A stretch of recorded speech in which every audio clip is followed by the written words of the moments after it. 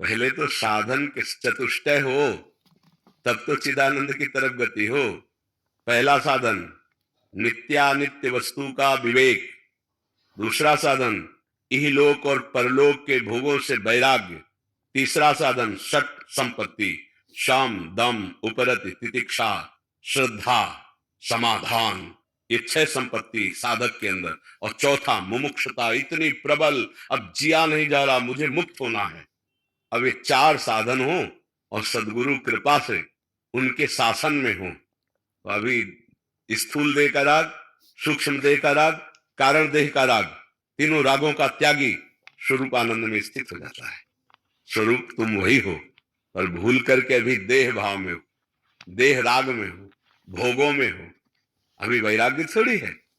वैराग्य त्याग, वैराग्य उपरति, कोई भोग है ही नहीं। जैसे स्वप्न में जो भोग सामग्री देखी, जगने के बाद कोई थी क्या?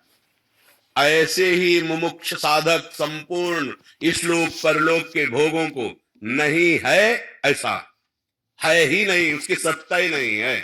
जैसे टेढ़ी रस्सी पड़ी, सर्प दिखाई दे रहा है, लेकिन है ही नहीं सर्प। ना भूत में, ना वर्तमान में, ना भविष्य में, वहां सर्प ही नहीं है।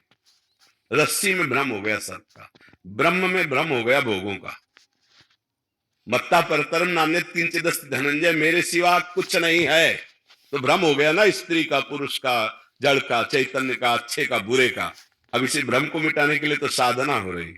पहले इंद्रियों को शासन में लो और अंतर्मुख करो, मन को शासन में लो और उसकी चंचलता नष्ट करो, और चित्त को शासन में लेकर निरंतर गुरु प्रदत्त उपासना मंत्र में चिंतन में लगो, और छोड़ो ये भाव कि मैं स्त्री हूं, मैं पुरुष हूं। देह भाव, ये मलमूत्र का ढांचा सच्चिदानंद नहीं होता है, इसका त्याग, सूक्ष्म शरीर का त्याग, कारण माया रचित स्वभाव मेरा नहीं है। मैं निर्विकार चेतन अमल सहज सुख राशि परमात्म स्वरूप हूं। बार बार इसका चिंतन और असत क्रियाओं का त्याग अभी अनुभव होने लगे। मनमौजी खूब भोग भोगो, मनमाने आचरण करो, चिदानंद स्वरूप का अनुभव कैसे हो सकता है? हमारी बात समझ पा रहे हो? हिंदी समझते हो?